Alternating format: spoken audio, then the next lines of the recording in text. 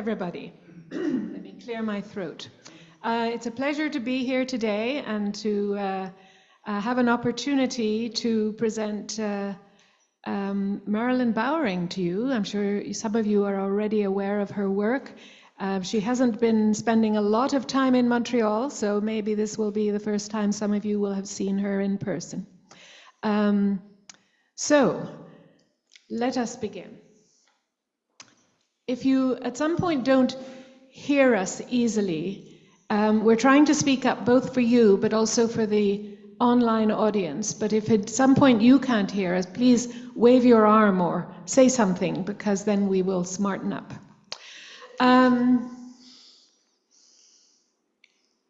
My purpose here as hosting this event is to introduce Marilyn Bowering and her recent work to you. We will also have some questions, time for questions from you and from the online audience, if you have any, at the end. And there's a copy of her most recent novel, which is called The Unfinished World, on a table at the back. It's possible we will have another book joining us as well, but it's not here yet.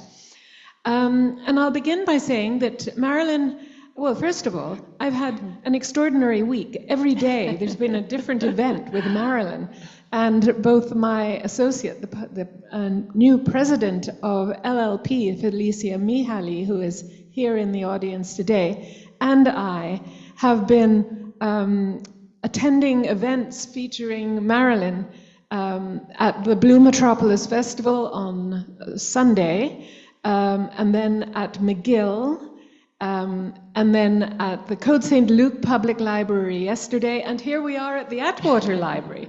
And I don't know what we're going to do when Marilyn goes back to BC. I mean, suddenly we're going to have nothing to do.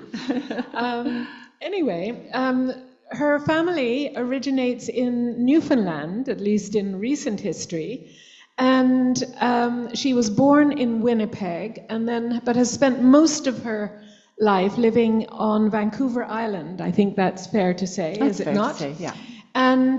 But she has, as you will gather from this conversation and from what you may already know, she has also lived in numerous other places which figure importantly, and sometimes very importantly, in the work that she writes. These include Greece and Spain and Scotland, and we'll come to some of that in due course. The list of her publications, which include poetry and nonfiction and fiction and plays, and her accomplishments and her prize nominations and her prize wins, is so long that we could spend the entire hour just reeling off what all Marilyn has done in her life and how accomplished she is. So I'm not going to go into all of that, but I'm sure that if at the end you have questions about earlier books that you've read, she will be happy to respond. Today, late last year and now, happens to be the culmination of a tremendously creative period in Marilyn's very distinguished career. She has published 3 books in the past 2 years, yes, which is really extraordinary. And the first, to go in no particular order, but one that I will name, because it's the one that I have most recently read, is a work of literary nonfiction about a 17th century Scottish woman poet or bard named Mary MacLeod, who wrote in Gaelic, in Scots, in the early 17th century. And that book, which is called More Richly in Earth, appeared 2 years ago, I believe, in 2024. Her most recent book is the one that LLP has published. It's a novel, a really magnificent, big, ambitious treat of a novel called The Unfinished World, which we do have here, and which is here on this table. the cover, by the way, features part of a painting of Marilyn's own. She is an artist as well as a writer. And we'll certainly be talking about The Unfinished World, and most recently, a new book of poetry, which is called Frayed Linens, which is published by Exile Editions, and which I'm afraid I have not yet seen. It's very recent, but it has already been longlisted. I'll mention this one prize nomination. It has already been longlisted for the Urethry and Al Purdy Prize for Poetry, for Canadian poetry. This is a lot of work, and it's a lot of work to emerge in a space of less than 2 years. And in the short time that we have here today, I hope we can explore a few of the many, many connections within her work between this book and that book, this world and other worlds that she writes about in different ways, in different genres, in different books. And I'm sure she will have some interesting things to say on that. Let me turn the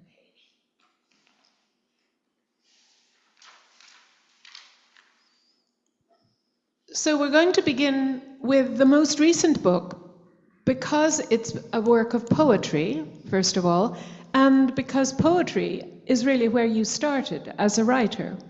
Yes, it is. I began writing poetry in my very late teens, really. And the first book I wrote was called The Liberation of Newfoundland. And it contains, when I look back at it, many of the things that have continued to be themes that I've developed since, to do with family and history, and family stories and dreams as well. So they all come together, and photographs. It was kind of a, not multimedia exactly, but a mixed media, poetry, photographs, prose book very early on. As I mentioned, I have not been able to read it. I'm sorry to say. I'm sure I will. But it's an incredibly evocative title. Well, yes. Frayed Linens. Yes, thank you. The cover of this was actually done by my daughter, who's an artist, and she has some photographs in the book, so I'm quite pleased about that. Yeah. And it's a book about coming to terms with contemporary nightmares, and also a kind of exorcism of some of my own, and also ways to find resilience within that process. One of the few things I've been able to find that actually spoke about the book describes it as a poet's exorcism of the nightmares that haunt today's world, which unfortunately we're all too vividly aware of. She writes of beauty and resilience within darkness. Would you find that an appropriate description? I think so, yes. And it's also a kind of gathering together of life experience at this stage of my life, but also confronting the very dark times that we're in, and finding threads within that of joy and exuberance, and again things of family and friends and conversations with some of them now gone, and also just different kind of ways that my life has continued to develop, and weaving in some of the other things that I have been writing about to do with Scotland, for example, and Greece, my time that I spent in Greece, and how that mythology has worked through my concerns over time. Yes, you touch on connections between this and the Scottish book, for example, and other work that you've done. And I wonder, were you writing this collection simultaneously with writing The Unfinished World and more richly in Earth?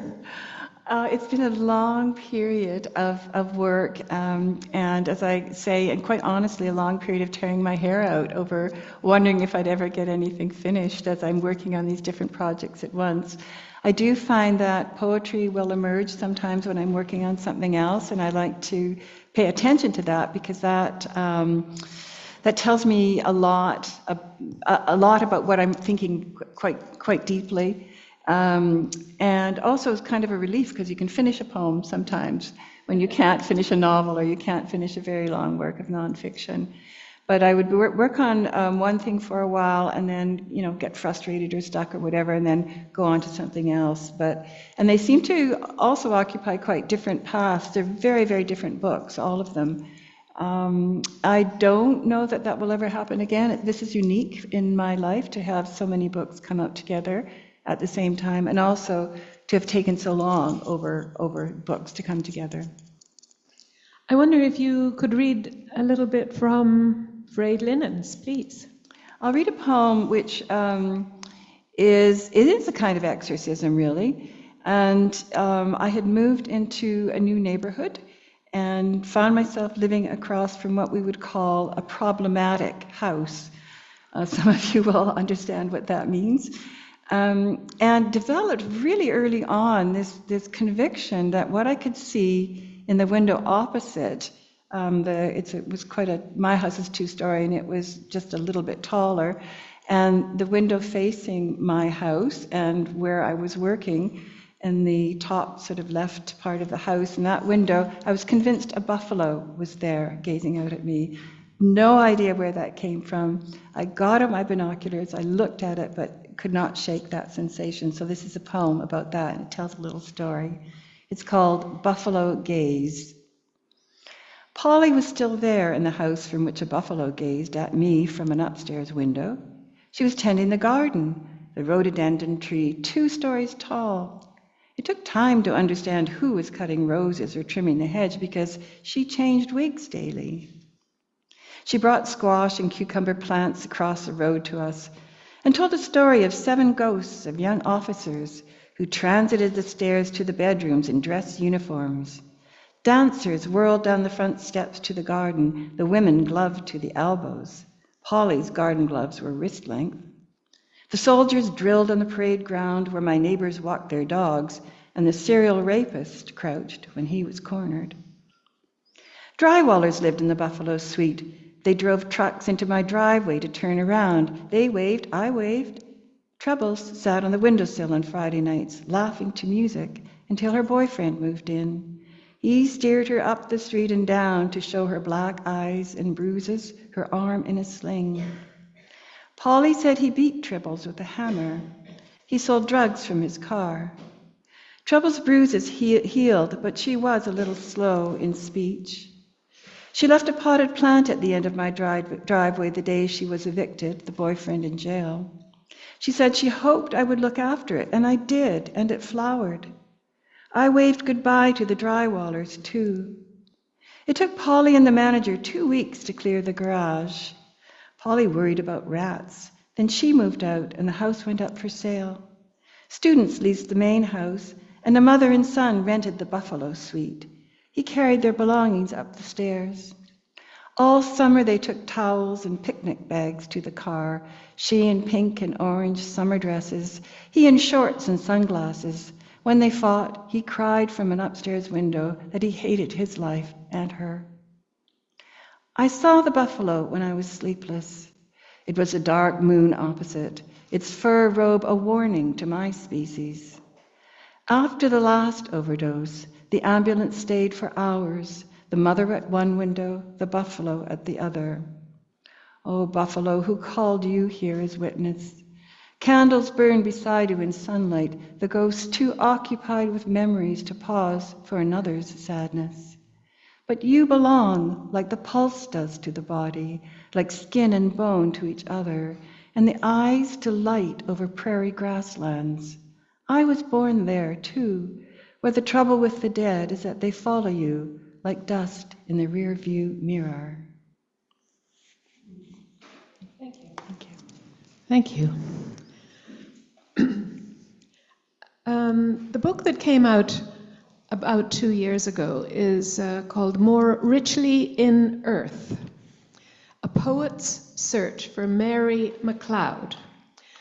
And it's really an extraordinary work of literary nonfiction, which tells the story of this Scottish poet, Mary MacLeod, who lived in passed away, who died in the 17th century. In the early, just into the early 18th century. Just into the early 18th century. So she's really a 17th century figure. Yes, she is. And I have been able to read that book. And it's very much about poetry, about language, about Gaelic language, among other, and also English, certainly.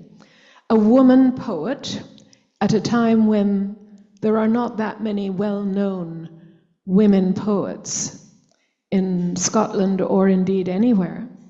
Her struggles, her exiles, because she was exiled, and a remote Scottish world, Gaelic-speaking world. In the process of exploring all of that, it also tells us about Marilyn's life, her own work as a poet, and her own world or worlds on the, perhaps one can call it, remote West Coast, on the edge of that world. And I would like to ask you, Marilyn, what connects you and your poetry with Mary MacLeod? Well, that was the quest of the book, really, because she appeared in my life really unexpectedly. I had come across her briefly when I lived in the Scottish Highlands way back in the late 1970s, and I was looking for women poets. I was kind of on a mission, and I found her in a brand new, totally out of the way bookstore, which has since become famous, of course, but then was kind of permitted by the owner to look at the books and then to touch them. And I came across her work and really, really wanted to buy this book. It was a hardback and just out by an academic press. But I couldn't afford it. There was another book I thought I had to buy. So I didn't buy her work, but thought about her ever since, but never came across her. Anyway, quite accidentally, while on a hiking trip, a backpacking trip with my husband on the island of Harris, I encountered her again, first by a kind of classically Scottish unsettling experience in a church where I found later she was buried under the flagstones, and then a bit later where I'd had I found myself at places where she had lived and felt like I'd come home, all kinds of things connected. So I started looking into her. And just wanted to find out kind of what had happened to me and then why I felt this connection to her. One of the things I found quite early on was that I felt her work was misunderstood, had been misrepresented by a lot of scholars, and that turned out to be true. I was also really curious about rumors about her, that she had been accused of witchcraft in a very dangerous time, which is the 17th century. She was said to have written obscene verse. She had asked, and her last wish apparently was to be buried face down, like a Norse witch, and all kinds of things. People said she drank too much. And anyway, I liked her. I thought she was great, and I trusted her work. And so, as I began to write, and I take the reader with me along in this process, I found that the world of her world and my world, and how I grew up in part with my Newfoundland grandparents, just kept connecting in many, many ways. The way that I was taught to think, my relationship with the natural world, and what kind of lay behind my own poetry, my own kind of thinking, was very relevant to what I found with her. What I also loved with her is that her work keeps alive values and culture that was being colonized at the time by the English and was disappearing, as the language was forbidden, as bards actually were forbidden, and she was forbidden to write on important subjects. And as Linda had mentioned, was sent into exile probably 3 times. We don't know everything about it, but I retraced a lot of that and felt there were bridges then being built between her life over 400 years ago and my life as a contemporary poet now, and the things that I had hoped that poetry could achieve. I think it's a very, both in more richly in Earth and also The Unfinished World, the novel, which in most ways has nothing whatsoever to do with More Richly in Earth. But they're both incredibly original works. They're like nothing else you're likely to have read. And I think that is a great recommendation, because I find it a wonderful thing to make a discovery when I open a book and learn as I go. And they're certainly More Richly in Earth is a kind of mixed genre. It's part biography, it's part memoir, it's part literary criticism, if in some remote way, or historically at least. It's a meditation on a culture and a world that no longer exists in any recognizable form, and on a figure of great interest about whom probably none of us knew anything whatsoever. So there are discoveries to be made. I also felt it was about the story's inherent in landscape, and that has always been important to me, how you learn about place and learn about what happened there, or just kind of learn through the feeling. I call it learning through my feet, and that's what I like to do. I go places and I walk and I learn, and that's how I've really spent my time as much as I can. It sounds like a lovely life. And then you sit down and write about it. Oh, just like that, that's right.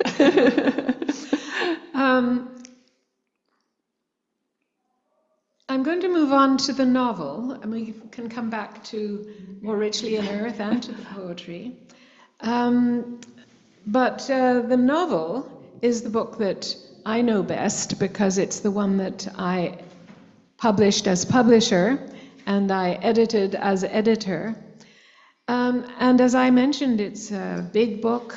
It's teeming with stories and characters, circumstances, crises, fish. It's about family, it's about children, often orphaned, in some cases orphaned children, and vulnerable children. And it's about vulnerability not only in children but also in the natural world. And it's very much about, I think you would find, its awareness of place and places, different places, is vivid and beautifully rendered. Another turn of the page here, excuse me.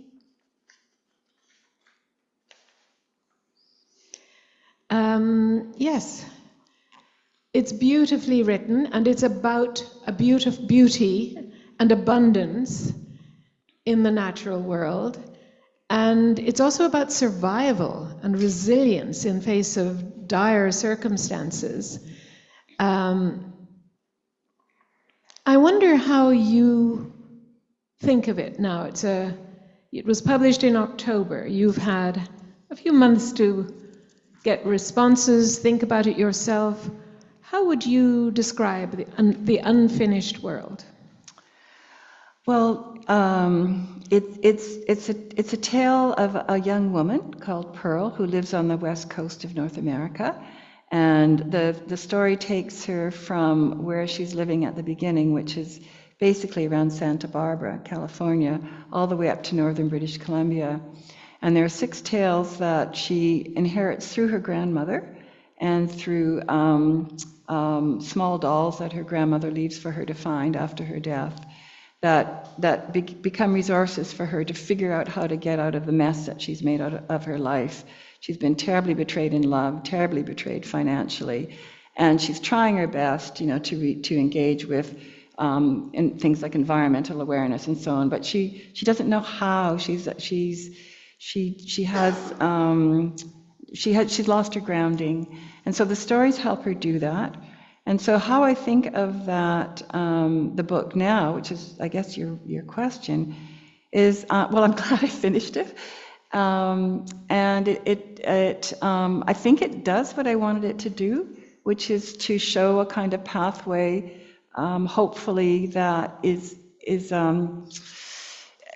that alerts other people to how you can find resources when you don't know that you have them, to build to help reconstruct a destroyed inner world, because that's really what I was dealing with.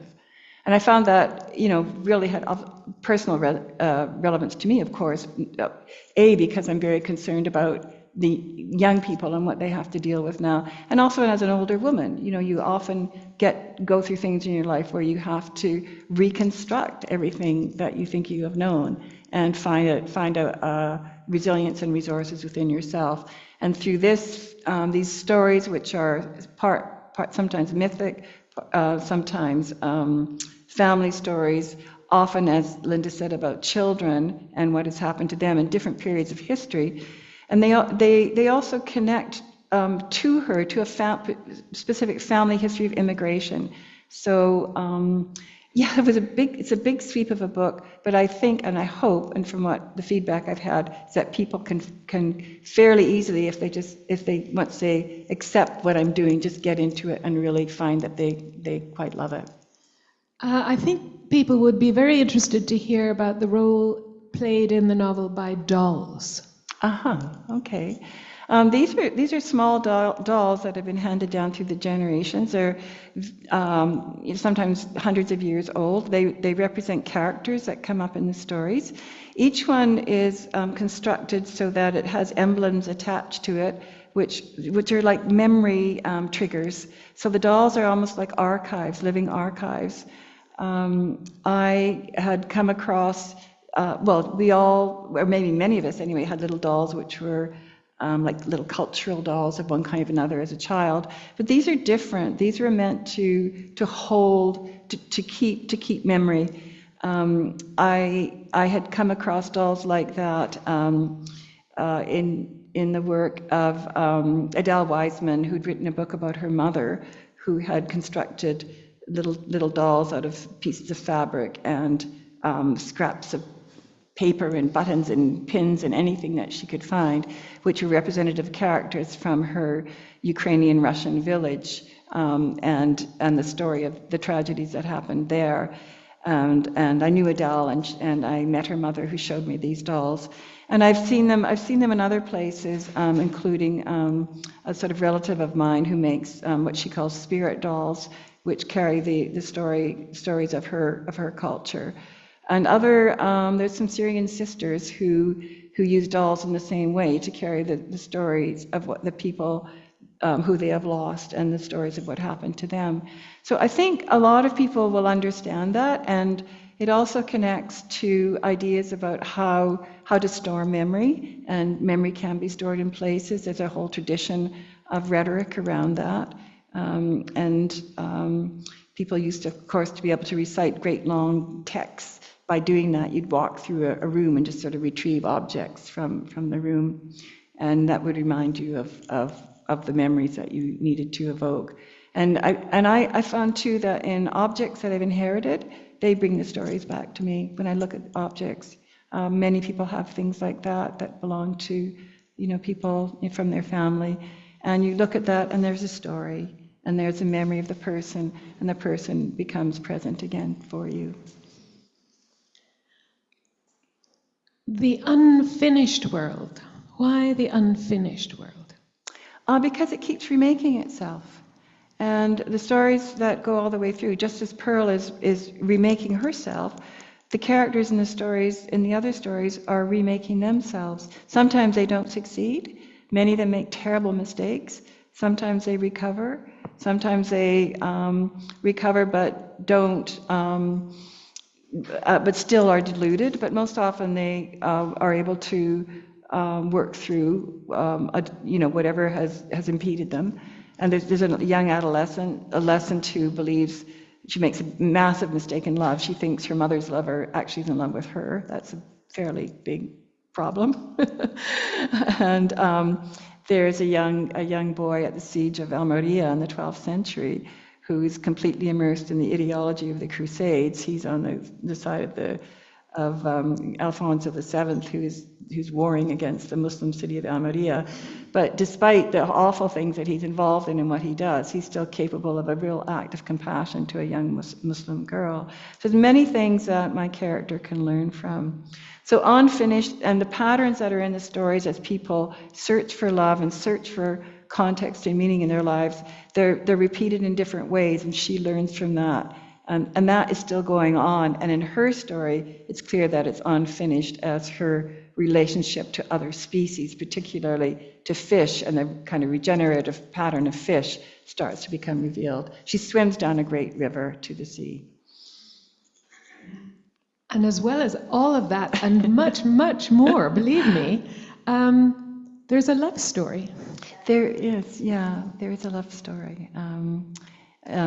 She ends up working on a fish farm, and I have strong feelings about fish farms, but in Nootka Sound off the west coast of Vancouver Island. But she's working with a young fish biologist who's trying to discover ways to teach fish, hatchery fish, the instincts of wild fish. And so he's doing experimentation. This is actually going on. Scientists are trying to do this, how to engender that instinctive behavior in species which are now kind of vanished from the wild. It's very interesting work. So she gets involved with that and involved with him. I wonder if you might read a little bit from The Unfinished World so people will get a sense of this novel. Okay, this is just after she's seen this man on a sort of, we call it a crummy, like a work bus, and that she got a ride on, and she, kind of liked how he looked. But anyway, she gets this job, and she's been brought over to where he's working on the platform of the fish farm. And he is going to teach her how to do what he's been doing, which is to milk and strip the fish, so of their eggs and sperm, and then he mixes them together, and I'll read a little bit about what happens here. And they're in different tubs, which of the fish are swimming in different tubs. Pearl leans over the water, and the fish glide near. She selects the first tagged one to bump against her fingers, and lifts it out, keeping it close to her body for fear of dropping it. Okay, hold it close to the pan, then stroke it. If it's a right female, the belly will be soft. You'll feel the eggs roll. Pearl mimics what Cliff had done, but nothing happens. More firmly, he says. She rubs the belly forcefully. Not that hard, Christ. Shutting out Cliff's alarm, Pearl closes her eyes until she feels the life of the fish flowing along its spinal column. She caresses its belly, murmurs reassurance, tries not to think about what it is she is doing, and coaxes out a few drops of pearly milk to mix with the eggs. By late afternoon, shadow seeps from the mountains, muting the metal roofs and walkways. Mosquitoes buzz Pearl's nostrils and eyelids. Nearly done, she calls to Cliff. Cliff arrives, Pearl soaks in the paling sky, pulse of waves, forested mountains, and reaches into a tub for a tagged fish. She lifts it, strips the eggs into the collecting pan, and within moments observes the fish swimming briskly in the recovery tank. Soon, she will be able to reunite it with its wild fish mates. Cliff arrives and inspects a turquoise tub she has been working from. He looks into the other tubs before frowning at the recovery tank. The fish are zooming and swirling, tangling and diving. These fish weren't anesthetized, Pearl. I know how long it takes them to recover, and look at them. What have you been doing? I don't understand. I forgot to do it one time. It didn't make any difference, so I stopped. Don't separate them longer than you have to. Isn't that what you said you wanted? She bends over the turquoise tub containing the final few intact fish. See? I've only got these ones left. Show me. Cliff, so near that they meet at shoulder and hip, feels it as soon as her hands enter the water. The tagged fish swim over to her as if pulled by wires. Pearl passes a fish to him. Feel how calm it is, she says. Have you hypnotized it? I've heard it can be done. I'm not sure, maybe. She guides Cliff's touch along the fish's stomach, and they milk it together. They finish and carry the fish to the recovery tank, where it immediately flicks its tail and swims. Never has Pearl felt so close to anyone. I call that the fish sex scene.